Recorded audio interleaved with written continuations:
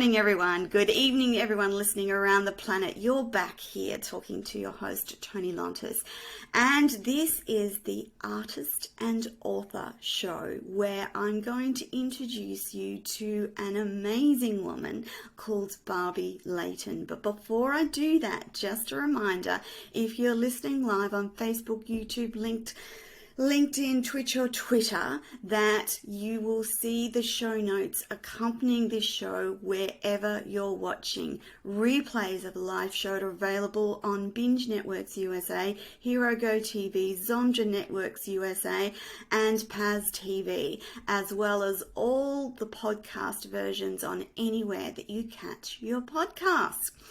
Now, each week we do a little something special because we're based in Australia and we want to recognise our Indigenous peoples, and that's called a welcome to country. So today I want to respectfully acknowledge the people of the Yugambeh language region on the Gold Coast, Queensland, Australia, the traditional owners of the land on which we meet and broadcast, and pay my respect to the elders past and present and all Aboriginal Torres Strait Islander peoples listening and watching here today. Now, here's what you need to know about the gorgeous human Barbie Layton. Now, Barbie is an international best-selling speaker, an international best you speaker, going from the main stage for 6 months based on fan feedback and 25 years of speaking engagements to a New York Times Billboard best-selling author. She has a global TV channel on the Best You TV called You Are Amazing, where she interviews world thought leaders who are changing the world for positive. She is featured in the Cannes Film Festival winning documentary The Prison Project as a counselor to women serving life sentences in Chowchilla, California, and based on Viktor Frankl's work in 2007. She has earned an MA in spiritual psychology from the world-famous University of Santa Monica and is a 2021 graduate of the Vishkan Lakhani's Premier Coaching Program. She helps CEOs and individuals alike reanimate their dreams, fall in love with themselves, and become the VIP of their own lives with a powerful, one-of-a-kind, intuitive soul print energy clearings that have manifested miracles in not only her own life, but all of her clients' lives. She's been featured on USA Today and will be in an upcoming second edition of the international best-selling book, Women Gone Wild. She's just been named as Los Angeles Tribune magazine writer and will be a speaker at the Can You Really Think and Grow Rich World Tour, sponsored by the Napoleon Hill Foundation. She is also featured in Dr. Joe DiMartini's documentary called Breakthrough and will be an Ignite Publishers Ignite Humanity book and the upcoming Mind Valley Heroes book stories. Barbie, that's an awful lot of positive goodness that you're putting into the world. Welcome back to the show. Thank you so much. It's so good to see you again, Toni. I'm delighted that I actually get to speak to you. You must be incredibly busy at the moment. Well, just like you are as well, but busy good. It is busy good, isn't it? You say that to people and they go, "Oh my goodness, it's so busy," but it's good busy, isn't it? It's really powerfully fun for us to work in our flow and do what we're meant to do. It's a really great place to be. So I wanted to start today because last week we spoke about the amazing time you've been having manifesting the life of your dreams. But I want to talk about the runaway success of Women Gone Wild. And Women Gone Wild is a book, a feminine guide to fearless living. Can you tell the audience about the journey of the book and what it's about, Barbie? Absolutely. So thank you for asking about that. So I have a first print one, which is the Gone Wild book, the The Feminine Guide to Fearless Living, and it's going to be going into its second iteration with Brown Publishing. It'll be in 25 countries and 18 languages in January, which is amazing. And it's something that's really, Congratulations. thank you. But it's something that it was the brainchild of Rhonda Swan. She came Yes. up with this concept from Unstoppable Branding Agency. And we came into each other's ecosystems. And there was just this kindred spirit of all of these women that literally all resonated in wanting to bring their stories forward to be able to heal others. And I know that compilation books don't always have this kind of a success level. A lot of times it's just like, they're compacted. But I think we're really blessed because we have the one and only Diana Wentworth, who is the godmother of Chicken Soul, who has been part of that. And she was assisting us in regards to, the writing tips and to be able to how to put it in cohesively. But I think that being able to have all of these dynamic women that are from Australia and they're from Europe and they're from USA and Canada, all over the world, to be able to come together with their beautiful stories. It's something of where it's created almost like this really beautiful movement. And within, I think our red carpet launch was on June 8th in Las Vegas, Nevada. And within 24 hours, we were already trending at #1 internationally on Amazon, and probably I think it was 10 or 11 different categories. So it's really been something that has touched people's heart. And luckily this is the second edition, and it's 204. And having that opportunity to be able to have this kind of an impact is really, really exciting. And so I'm grateful to Rhonda and her team and all of the other beautiful authors, that many of whom I got to meet in person. And we have this beautiful sisterhood now. Amazing. It's really a special book, and you've been around the continent on this amazing book tour. What's that been like, Barbie?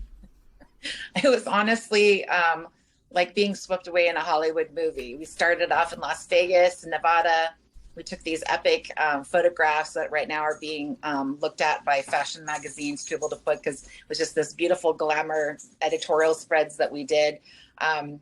And to be able to have the opportunity to, be live for the first time for a lot of us after being out of the pandemic, of where we'd done all of this, but, like virtually on the Zoom. And then from there, we had this beautiful opportunity to be in Las Vegas on stage. And then from there, we went to Los Angeles, and then we had another event down in Orange County. And then from there, the pièce de résistance, the big pinnacle, was in July 21st, where we all met together in Times Square. And we were supposed to be on the side. There was like a side billboard that we were supposed to get, which was supposed to be one, but we got upgraded miraculously in the sense of where we were on the stack where the Coca-Cola sign is, on the opposite side where the ball drops. Yes. We were the wings on the side of it. So we were literally the wings where there were 14 of the authors, where we were 48 feet high. We had 2 wings panels, and then we had 2 on the side, on the left-hand side on 48th and Broadway, which is in literally the heart of the square in Times Square. Amazing. And we were literally cycling through, Kim Kardashian was the one that came after us. And I think, what does she have? 320 million followers in the world. So it was just this iconic thing of us standing there, and one of these gentlemen was in the street and he said, "Is that you?" And I was like, "Yes, that's us." And we got to, the Naked Cowboy came up to us, and he was improvising, singing with us. And so we were walking in the street, and we were stopping traffic, and, you just had all these beautiful powerhouse women that were all standing there. We were just screaming. And, people were saying, it's really hard to make a commotion in Times Square because people are so used to it being so outlandish. But people were stopping, and even we had at one point in time the police that stopped because they were just trying to capture everything that was going on.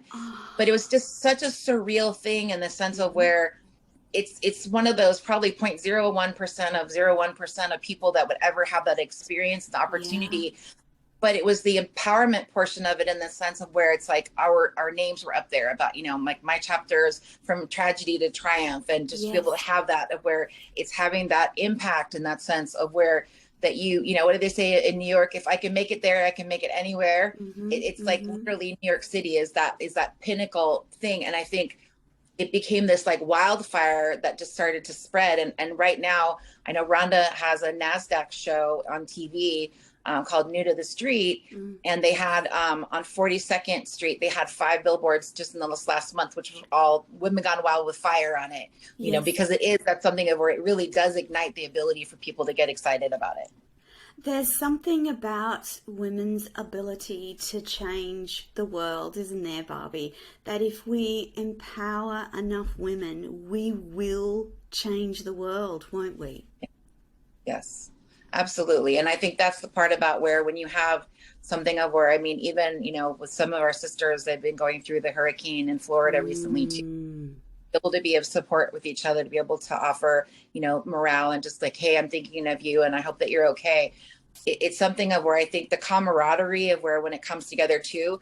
I mean, I know it's kind of a weird fact, but a lot of times when women move in together into sororities or households too, their cycles all start to mesh miraculously together. I mean, it's just like they're not doing that. That's completely Mother that's Nature being able to do correct. that.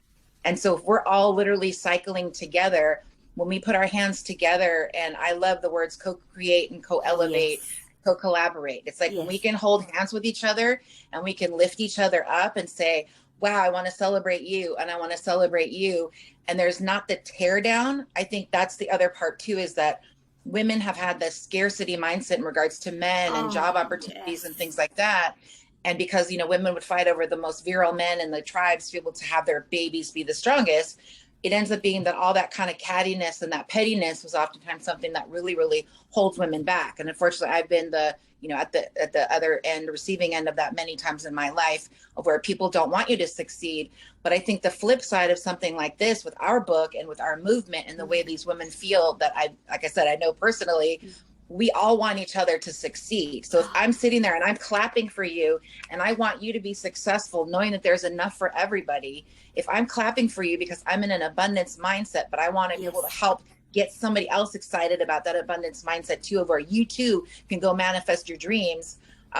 And one of the book sisters, Loretta Wetzel, it was Mm-hmm. so beautiful because she went there, and she's an African-American woman. And this Yes. little African-American girl came up to her and said, is that you? And she said, well, when I grow up, I want to have my name. I want to have my picture up on a billboard with my book. And Loretta was so touched by the fact that this little girl was like this perfect example of the fact that we are role models for the upcoming generation. We need to show them that we can be strong, powerful women, but we don't Mm-hmm. have to be the B word. We don't have to be aggressive. We don't have to be rude.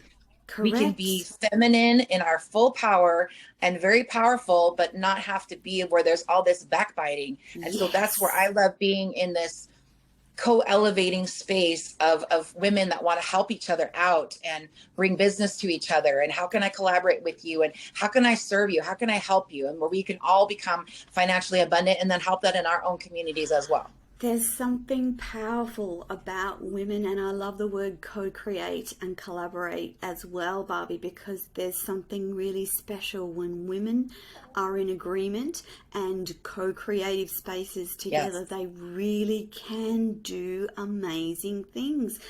because we by nature are creators. And once we start to step back into that creative space, answers to solutions and abundance comes with that, doesn't it? Yeah. Yes. No, absolutely. And I mean, you just even think about the idea that, I mean, I'm not really a big sports person, but I use the analogy of a baseball team. It's Uh-huh. like, you have to have the catcher, the pitcher, the first baseman, the outfielders, the infielders. You have to have all these different people, but they're still on the same team. And that's the part too, in the sense of where we don't have to be clones of each other. I don't need anybody that needs to be like me or want to be me. I just want to be me and allow everybody else around me to be able to be them. And then when we bring that beautiful, unique superpower, which is our individual authentic selves, we Yes. rise together because it's so powerful, because we're in that team. We even see people, women that will do a potluck together. And it's like, oh, this one's handling the brownies, this one's Yes. handling the lemonade, and this one's Yes. handling that. Those kind of parties are the most fun because everybody is in agreement to be able to present something really of beauty. Yeah, definitely. Barbie, I'm hoping we've got time to just quickly touch on your story of tragedy to triumph.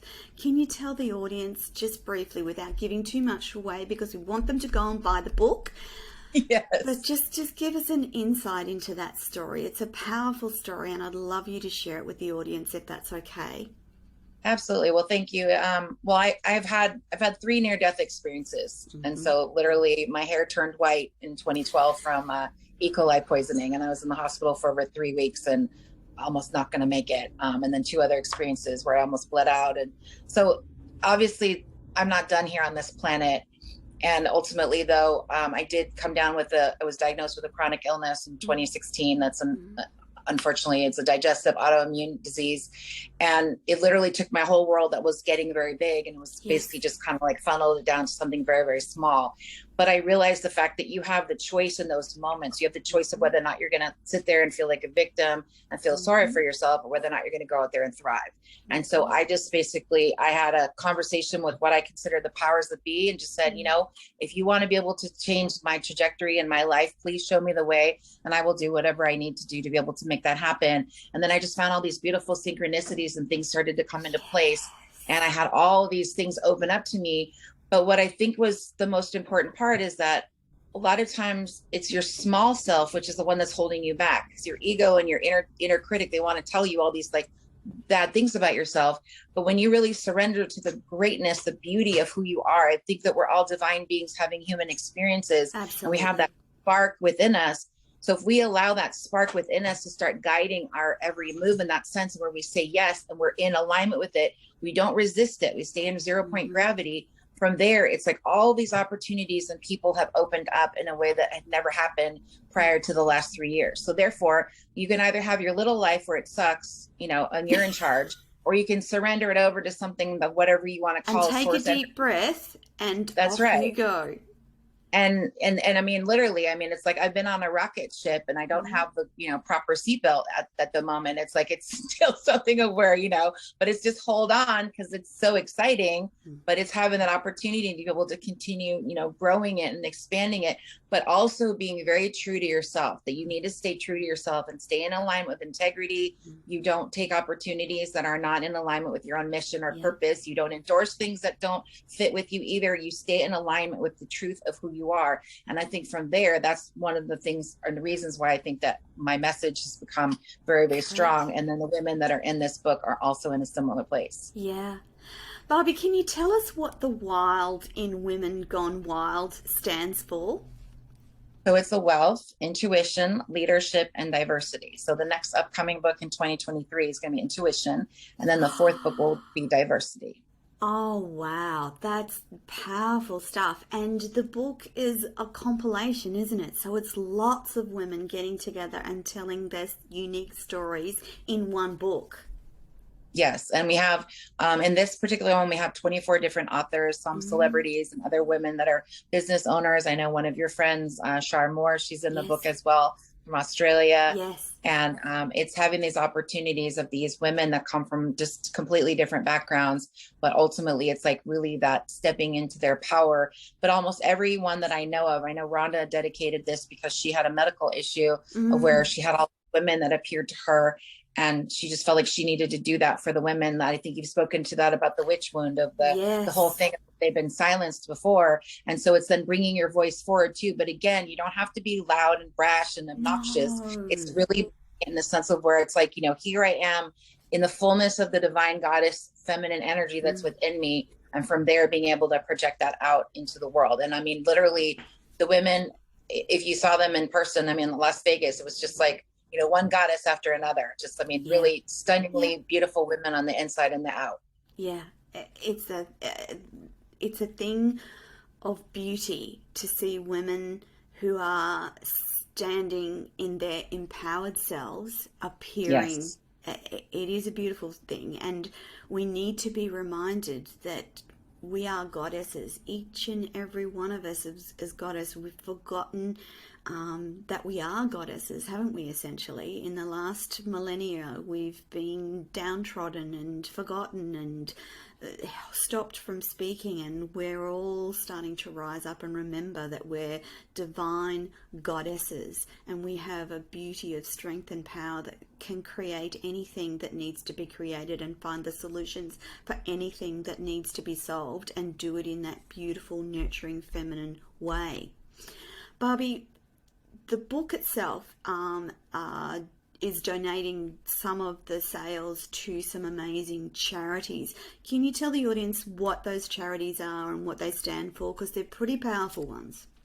Yeah, all of the 100% of the online sales have gone to these three charities. So there's the Amigos of Costa Rica, which Mm-hmm. helps different women of domestic abuse. And then Yes. there's also the Operation Railroad Underground, which is also focusing on exploitation and human trafficking.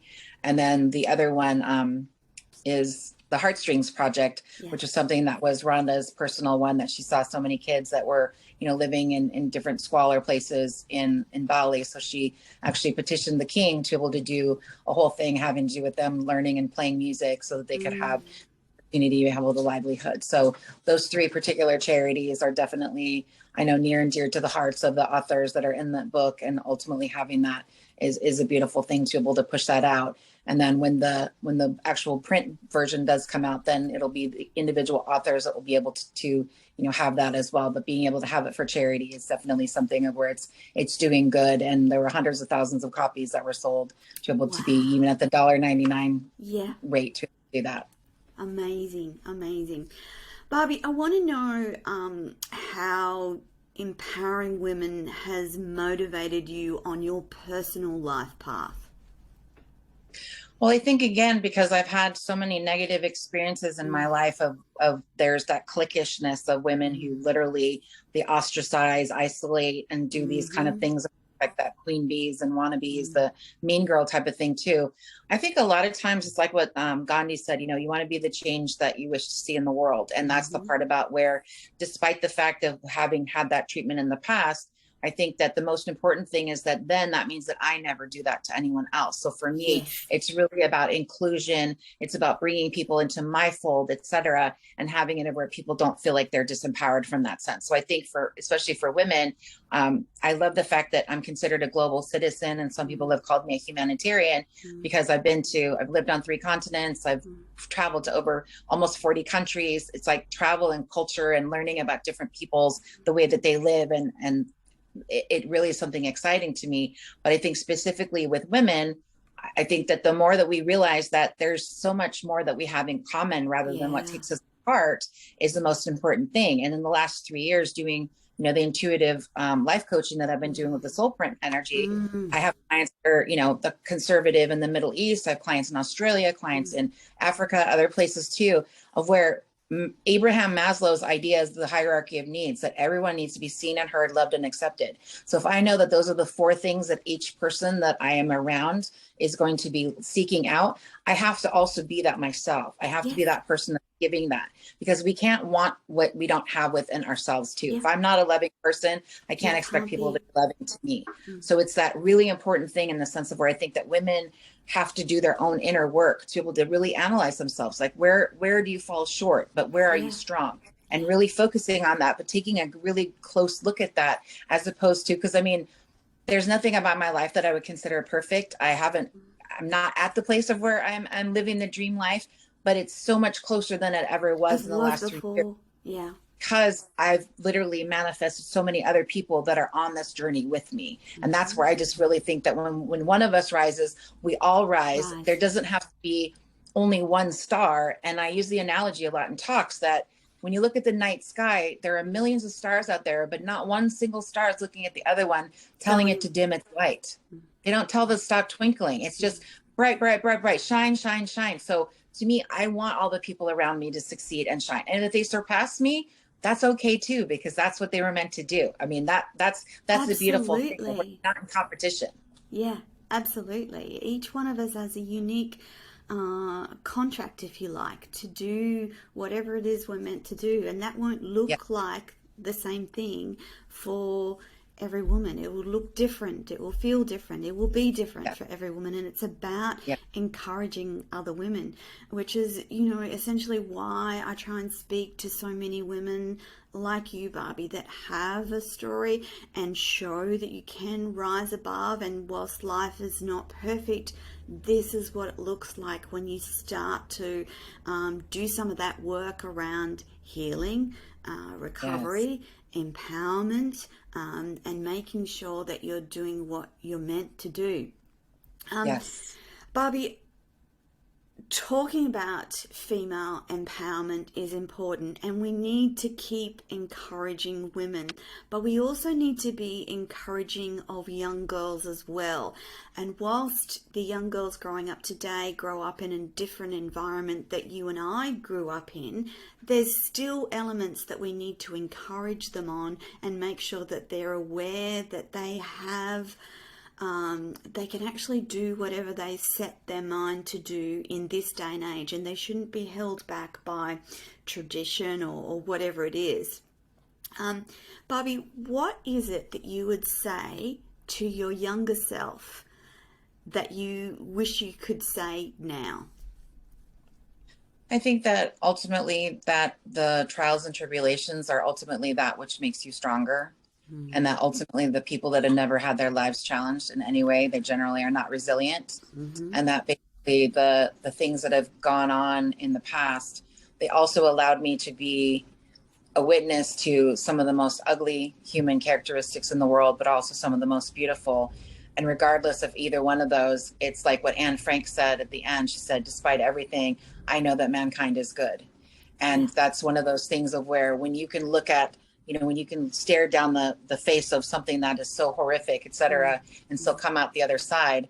I worked over 20 years with Holocaust survivors. Yes. And I have to say that they were some of the most joyful people I had ever met in my life. And as, the time wore on, many of them passed away because it was their time, but they were in their 60s, their 70s, and their 80s. And they literally, they spent weekends with the youth to talk to them and just to be, to witness to them that I'm not in a movie, I'm a real person that went through this experience. I think for a lot of people, when they've had everything taken away from them, they have so much more gratitude for all the things that they do have.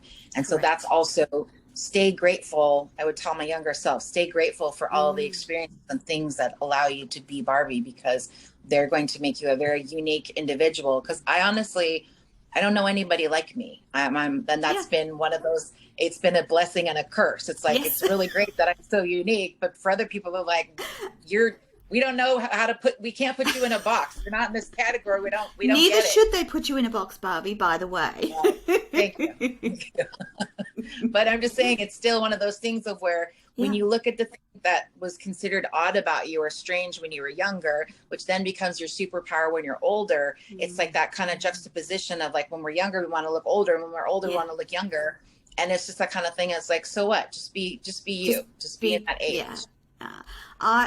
I have to say, quite frankly, I love getting older. I love being this age. I love the wisdom that comes with age. And when you've got a life that's been pretty darn tricky and tough, and you get to a certain point and realize that behind all those tough things that you had to walk through, you've gained wisdom, knowledge, and understanding. That's pretty precious as well, Barbie, isn't it? It is a wisdom that comes with age. And for women, I think we get better as we get older. There's a beauty in older women that I never thought of when I was younger, and as I age, it becomes more and more spectacular, let me say. The most beautiful, most outstanding women I know are all way older, and even into their 80s and 90s, and that's an amazing thing, isn't it?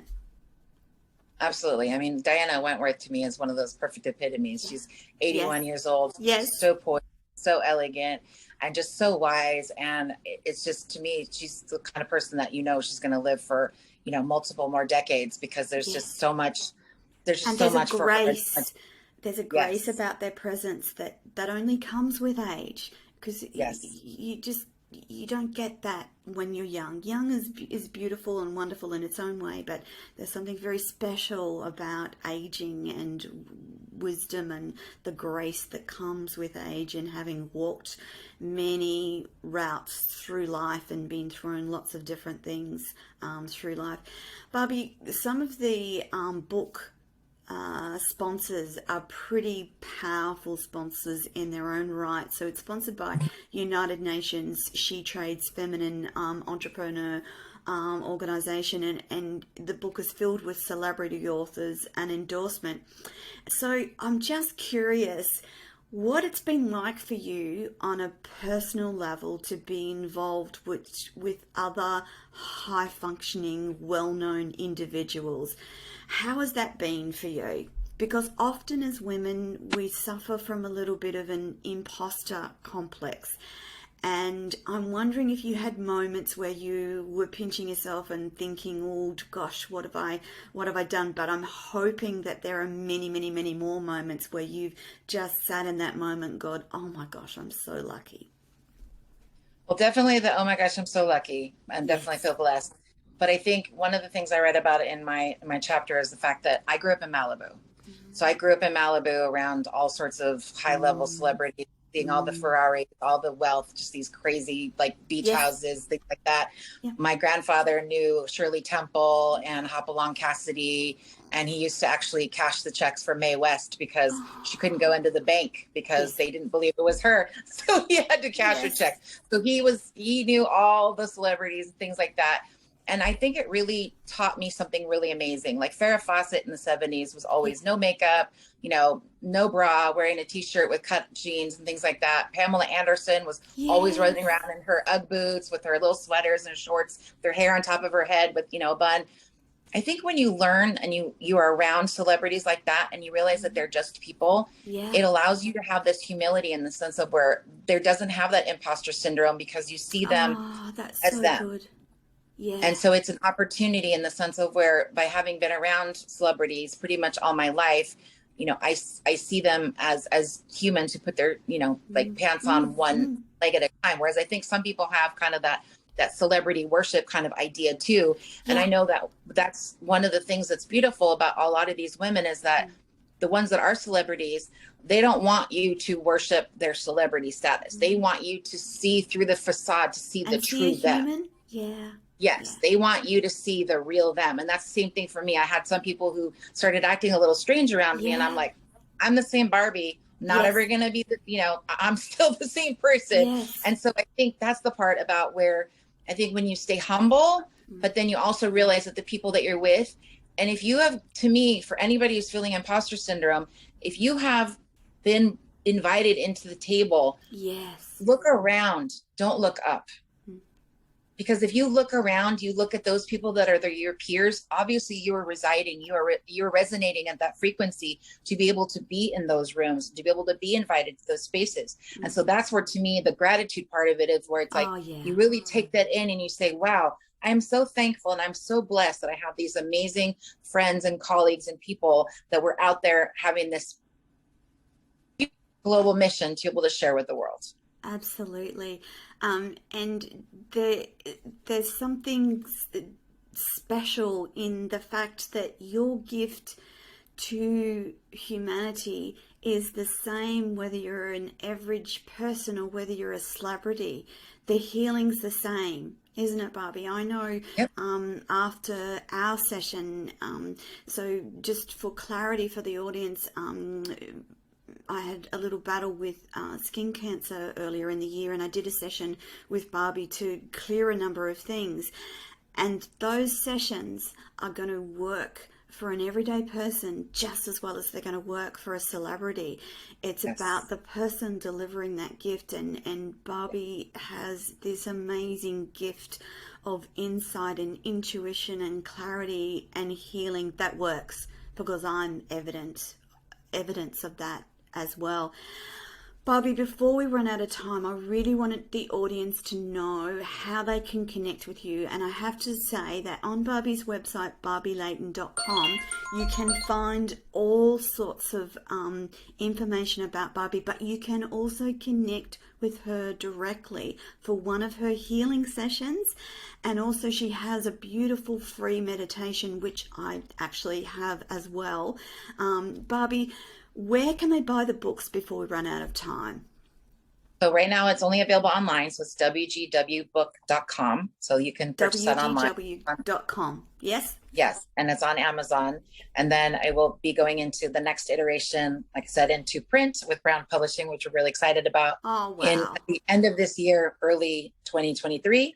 And then also I have an 8-week core wounding course that I have with international trainers. which is the infinity.life. If people want to go there and just state that, Barbie sent them, because that's also another one of my missions, is to be able to help people. I have a master's degree in spiritual psychology, and helping people to clear their trauma and to clear those core woundings.